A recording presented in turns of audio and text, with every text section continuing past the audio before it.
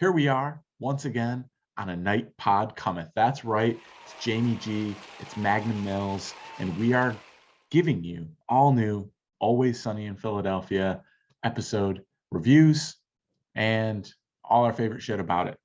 First, we're going to take a look at episode 3 of season 15, The Gang Buys a Roller Rink. This first aired December 8th, 2021. It was directed by Richie Keene. This is his 12th episode of Sunny that he's directed. It was written by Rob Rossell and David Hornsby, guest starring Frank Collison as Smokey, the manager of the rink. Plot summary here was back in the days when one would go into a roller rink to hang out and listen to Fatboy Slim, the gang all finds themselves at a turning point in their lives. Mills, this one was fucking awesome. Before we dive into it, break down the notable callbacks and appearances here. Yeah, I mean, the first one is going to be off the top here and just say, spoiler alert, this episode gives us the origin of how the gang bought the bar and possibly goes to the origin of how Sweet D went from Current D. So that's pretty big stuff right there. We've also in the past talked about Mac's history as a drug dealer, which is obviously shown here. D's giant feet are mentioned, and the gang notably doesn't make fun of them, which of course in the future they very much enjoy doing. We learn why Dennis, we always kind of wondered, like, why isn't Dennis like in the family business? We find out why. Don't sit in the corner and be that guy, possibly. And even when he worked at the roller rink, we saw that Charlie was basically doing all the Charlie work. Like, you saw Smokey in the back there. Smokey wasn't making the rink work. Charlie was making the rink work. When we saw Charlie kind of dealing with the clientele of the roller rink, it reminded me a lot of when Charlie was the janitor, talking to all the high school students in the hallway, telling them to pick it up, and being cool and trying to work with the guy with the ICP makeup and everything. And D. Reynolds shapes America's youth. So a lot of good callbacks here, and an episode that I really enjoyed, no matter what the rest of the internet says. Dude, I don't understand the hate towards this episode. I think this episode was fucking awesome. And for a lot of the reasons you listed above, I mean, those were huge bullet points with callbacks and stuff in this episode. I mean, I did not see that coming at all. Just randomly in episode 3, they drop a bombshell like this, a couple of them really. I mean, the gang figuring out how they buy the bar is something I've wondered since the first episode of season 1. And so to get that now was super duper cool. And because of how huge and profound that was, we kind of lost sight of like the story behind D and how weird things were when she was actually Sweet D, right? And I just, Mills, I'm a big fan of this one. Some of the ones, let's go through some of our likes here and what really worked for me in this one. One of the funniest moments for me was how the whole thing shook out between the exchange with Dennis and Frank. TikTok, buddy. Your hour's almost up. Oh, be right there, hon. Oh, she sounds tough. Oh, you have no idea. Okay, you can go. No, wait, Dad, wait. Come here. Listen, if I may be so bold, I know you like to usually do your business in private, but I'd like to join you. Huh? You want to join us? Yeah, or I can just sit in the corner and watch. I just want to learn. Well, that's a little weird, Dennis. I don't know about that. How am I supposed to learn if you don't show me how to do it? You don't know how? No, I don't know anything. Guys were teasing me about it earlier. Well, I probably would tease you too. Yeah, but I mean, it's not my fault. You never showed me anything. I thought this was something you'd learn in school. Well, I don't love this, Dennis, but if you want, you can sit in the corner and watch.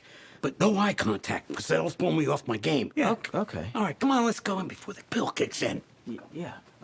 This exchange was so hilarious because, Dennis is playing this innocent kid trying to learn the family business, but not coming out and saying those exact words. Frank needed a Viagra pill so he could bang a prostitute. And, just the way this mesh was just absolutely hilarious, dude. This had me rolling. It was that classic Sunny humor, and it worked really well for me. Another thing was the way they did the characters, right? I mean, and at times we saw 2 together here, 1 here. I just thought the flow of this was absolutely perfect from start to the last scene. I think this one was an absolute masterpiece, in my opinion. Yeah, I concur with a lot of that there. I think they did a good job of, sometimes it gets a little clunky when you try to tie in so many kind of time period references, be it the Fat Boy Slim, the Charlotte Hornets starter jacket, Max haircut, the earrings, wearing the Seinfeld-esque jacket, being complimented on it, and like him obviously going for the Seinfeld look, which is kind of funny because I don't know that anybody outside Jerry Seinfeld can actually get laid while pulling off the Seinfeld look. But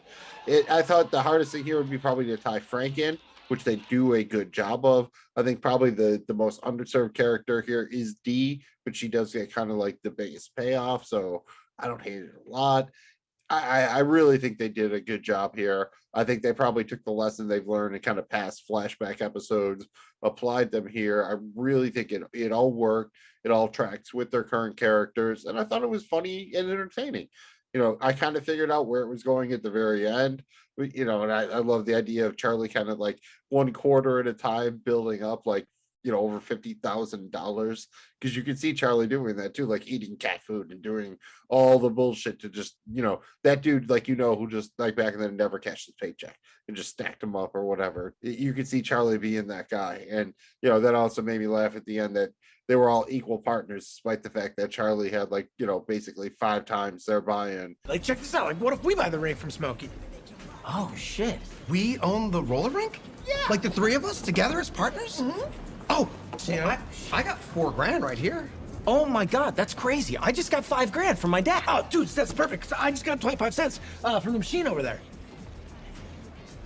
25 cents is not gonna get us shit, man. Oh, no, I mean, I just got it now. I have more saved up. Well, okay, well, how much do you have total? From the machines and my paycheck and just like saving the quarters and shit, I've saved up like $57,000.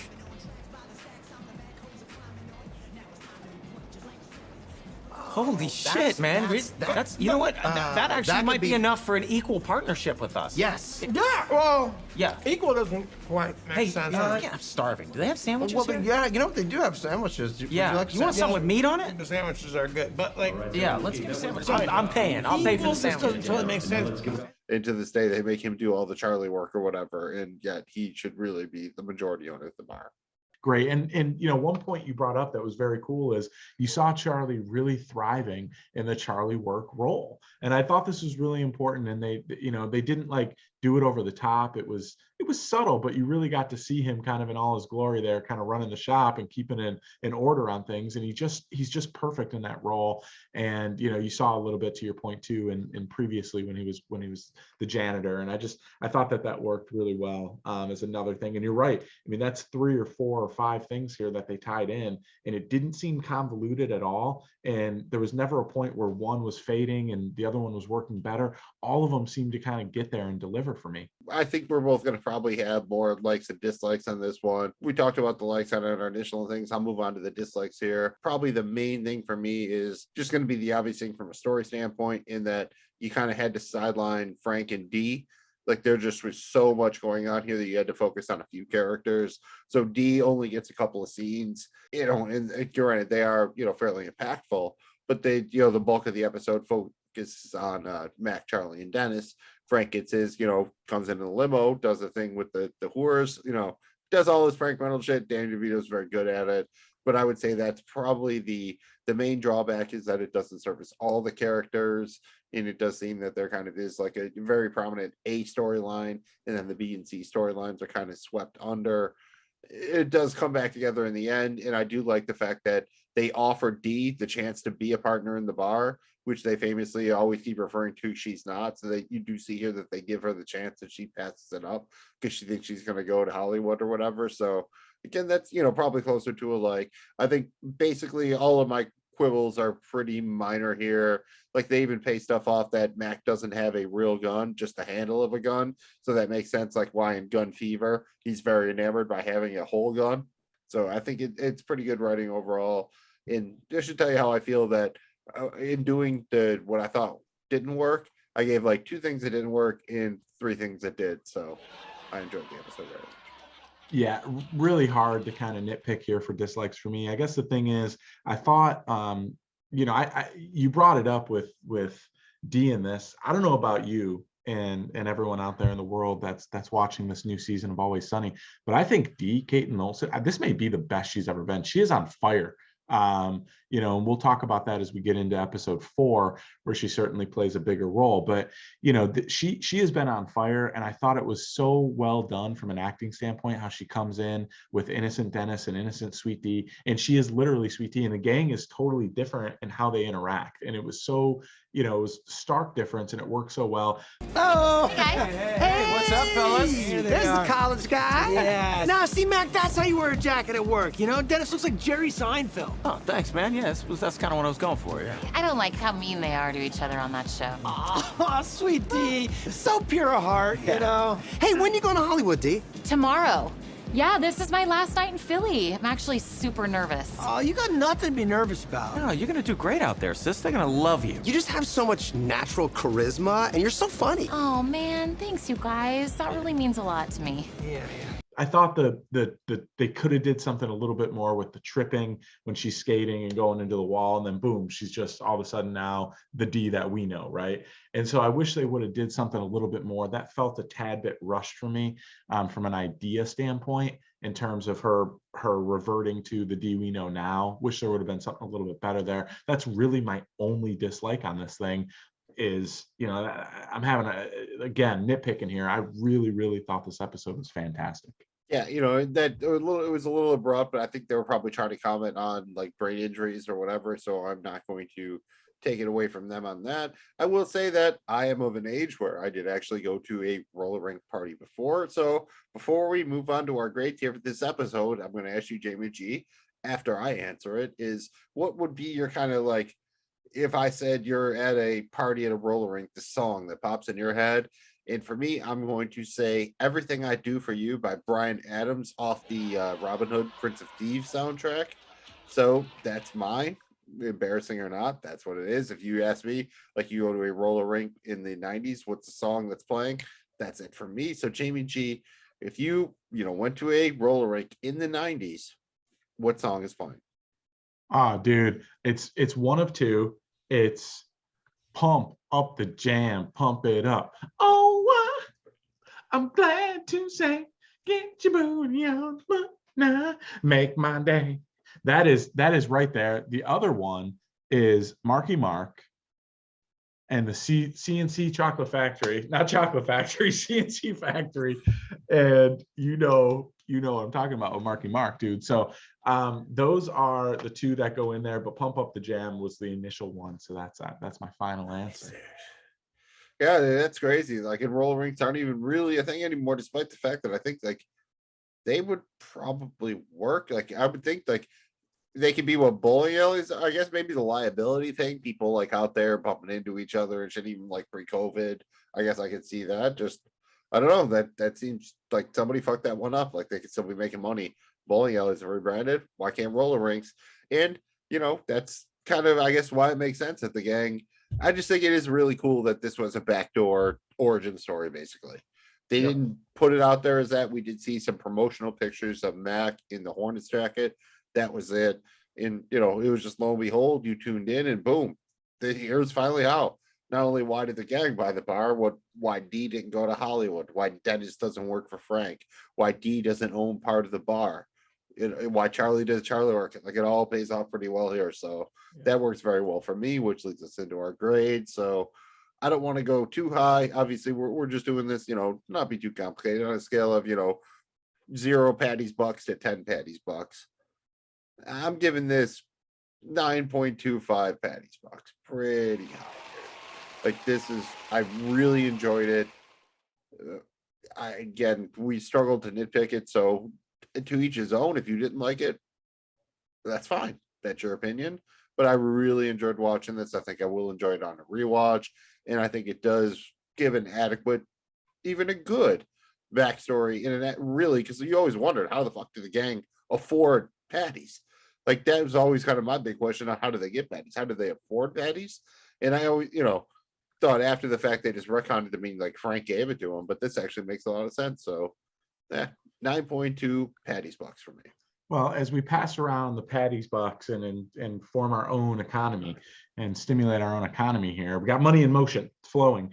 I'm going to grade this thing, Mills. I'm giving this a 9 out of 10. I mean, this is outstanding for me. It's, while there wasn't, there's other episodes that maybe I would rate higher, I think this is an instant classic because of the moments that delivered from a comedic standpoint were so strong.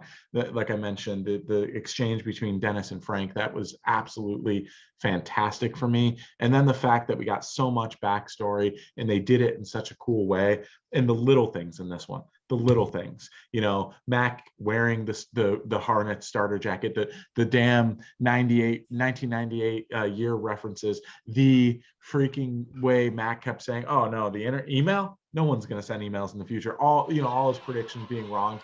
It was just so good for me. 9 out of 10 all day long, instant classic, and just has me really excited as we continue on season 15.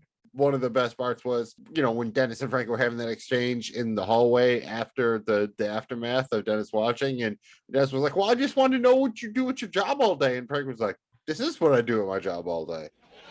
And so, Frank Reynolds, banging whores, HOORS, banging whores. That's up for Frank. That brings us to season 15, episode 4. The Gang Replaces D with a Monkey, aired December 8th, 2021. Episode was directed by Todd Bierman. This is the 16th episode of Sunny that he's directed overall, and the second episode of the season he has directed after the first episode, 2020, A Year in Review, written by Glenn Howerton and Nina Pedred, guest starring Jack Potnick as Michael, Iman Karin as Kiki, and Michael Maylor as Tony. Plot summary of the episode is, after Dee retires from acting to become an acting teacher, the rest of the gang replaces her at Patty's with a Monkey as they ponder where to go on vacation. Yeah, a couple of really cool notable callbacks and appearances in this one. There wasn't a ton like we saw in episode 3. However, a few here to note. When Dee first meets her students, she tries to fake them out, much like she did in Dee Reynolds, Shaping America's Youth, with the limp. That was a very funny moment for me. Dee refers to beers as soda pops, just like she did in The Gang Beats Boggs. And then lastly, Charlie references his difficulties leaving Philadelphia, as referenced in The Gang Hits the Road and The Gang Gets Stranded in the Woods. There was just one more that I did pick up on when we were watching it again, was that in the background when you saw them at the bar, they do have both bathrooms labeled as animal shithouses, as decided, back when the gang decided, who will use what bathroom. So they have kept that up as well. So, just one more to throw in there. Very cool in terms of the callbacks and appearances here. Mills, this one also worked for me. Again, a different speed than episode 3, but I'm not disappointed here. Let's go through kind of our overall, likes of this one.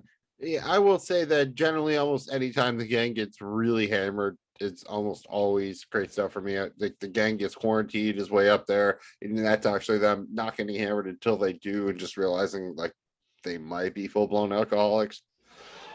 It works for me here. I just think it's fun seeing the guys get progressively hammered and knowing that they're hammered, and they're being like, damn, we're kind of hammered, and trying to figure out the vacation thing.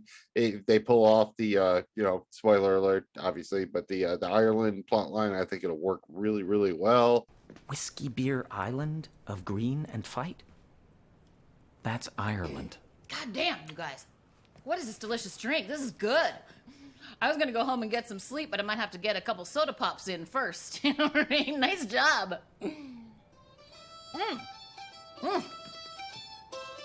Ooh, wow.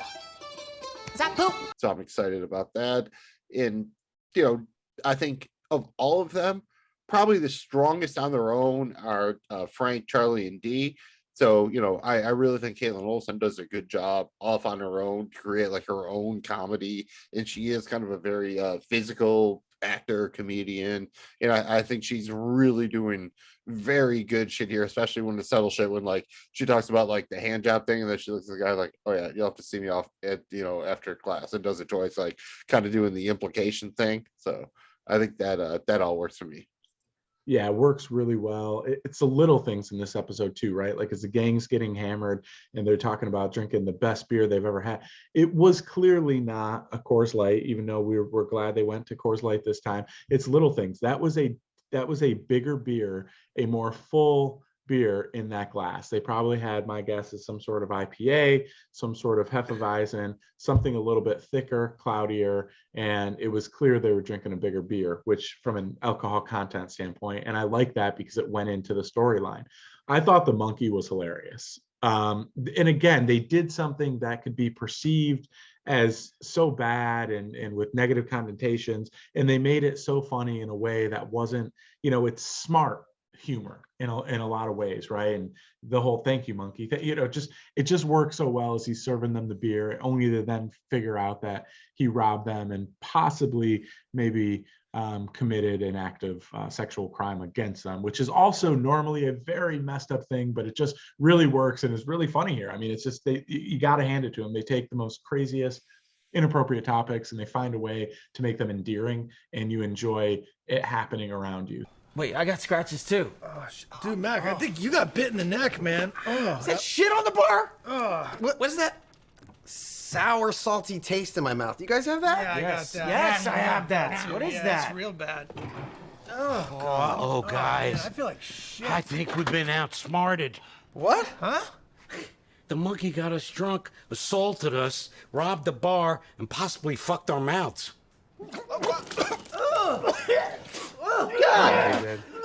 So that to me is an absolute like, and it works for me. I, like you, think Dee Reynolds, Caitlin Olsen, is on another planet. Not only is she doing some of her best work as an actress, she looks absolutely beautiful. She has aged fantastically. I think, I'm just so impressed with her.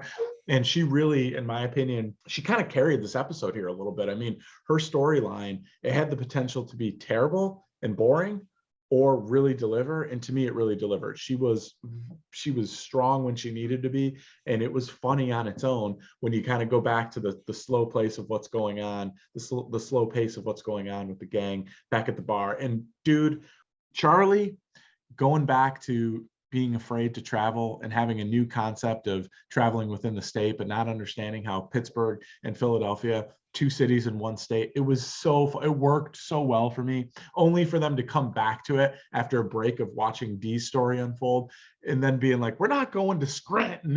And Charlie's like, wait, Scranton's in Pennsylvania too? I mean, Oh my God, Charlie, we're not going to Scranton. I'm fine. What about Harrisburg, Williamsport, Altoona? Okay, will you at least consider going someplace outside of Pennsylvania? All those cities are in Pennsylvania? Are you kidding me? Like, you don't want to know, thank you, monkey. You don't want to know, like, how this shit works, man? No, I don't want to find out how zoning districts work. I don't care about that. Thank you, monkey. I want to go somewhere exotic. Baltimore. Baltimore's not exotic, Frank. No. I'll tell you, I've seen shit happen in Baltimore that would blow your mind. Thank you, monkey. You know what, guys? I'll tell you what.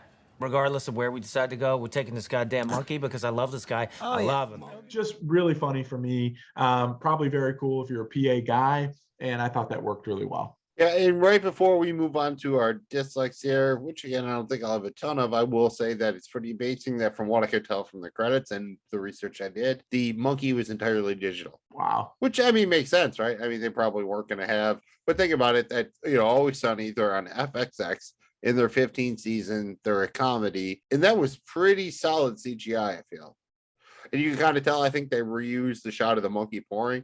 They just use it from a different angle. But, props to them. There is more digital effects than you think, but they really do go to Ireland, spoiler alert, for their next couple episodes. So it should be a good time here.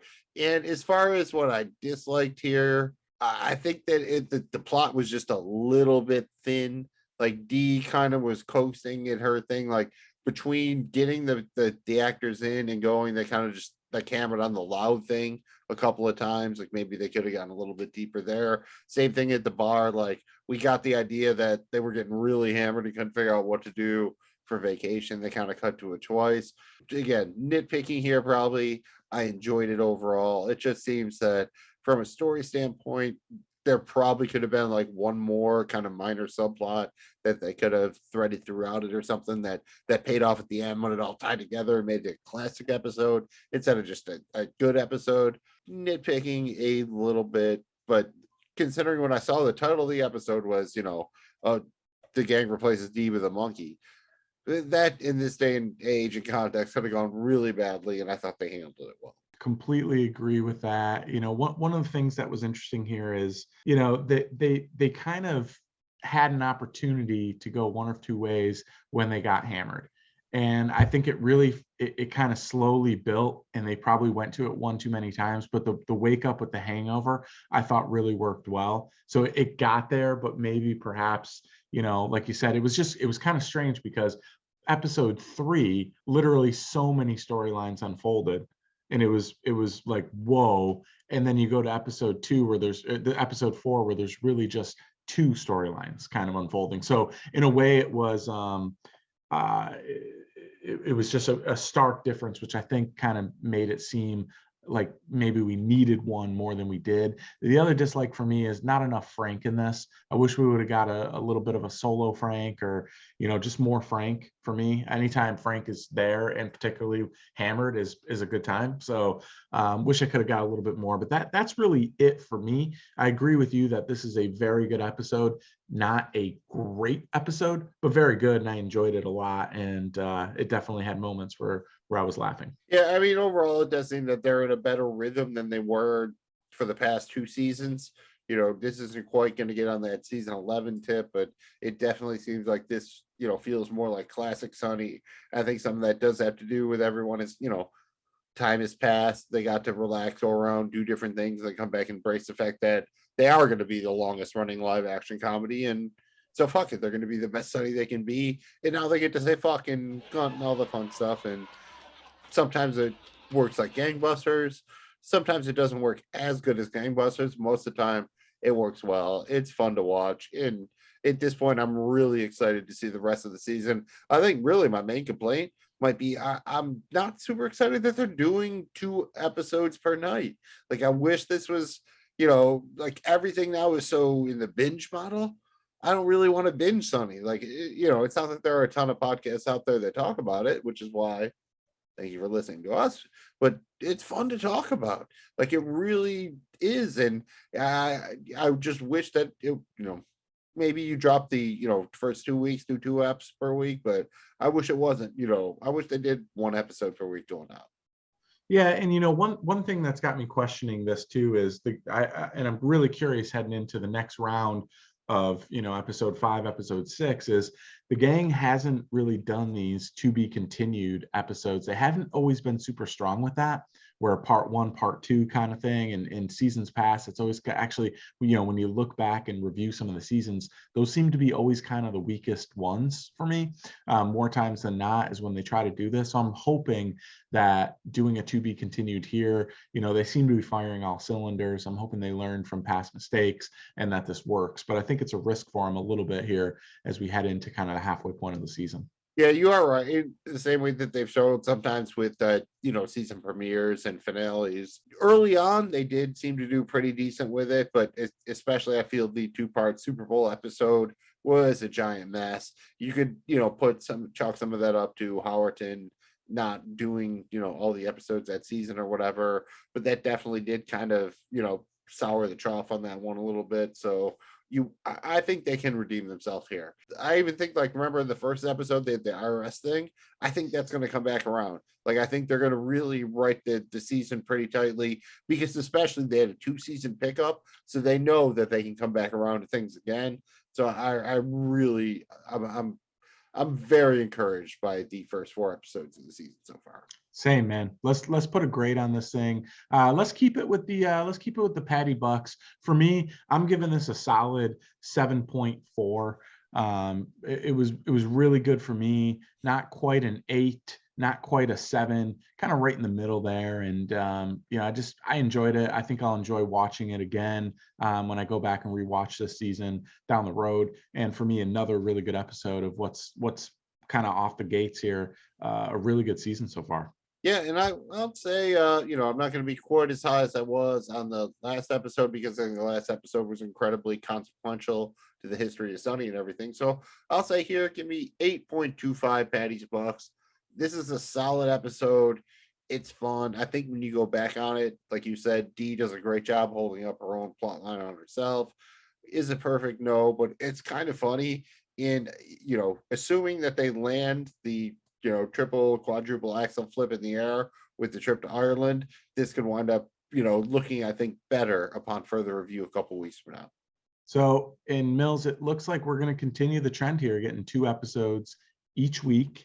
And next week, we will have season 15, episode 5, where the gang goes to Ireland. This airs at 10 o'clock p.m. Eastern Standard Time on FXX, streaming on the next day on Hulu. The plot summary here is that the gang's in Dublin, where Dennis ends up helping Frank with some of his business's dirty work. Mac and Charlie learn about their Irish heritage. Dee rushes to the set of an Irish soap opera where she will play an obnoxious American MILF. I don't know about you, man, but the plot here has got all the ingredients to be a classic. Very excited about this one.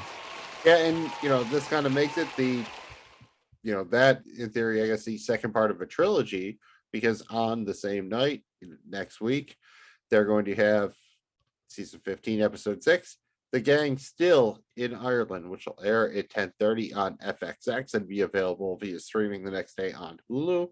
Plot summary here is that Dennis and Dee explore their new accommodations in the countryside.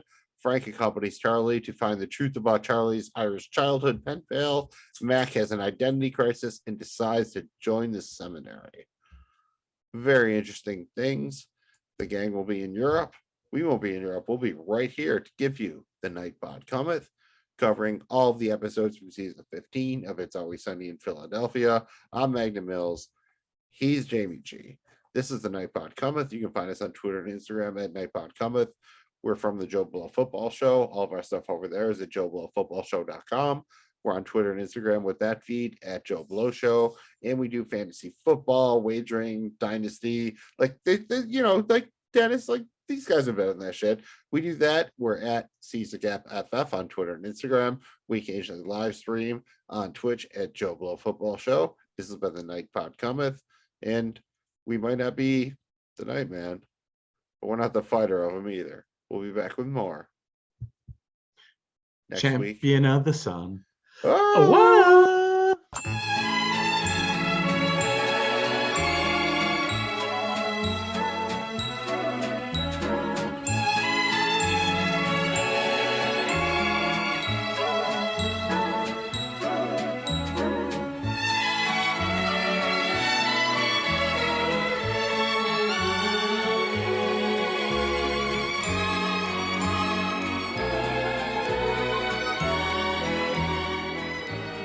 I'm so fucking focused.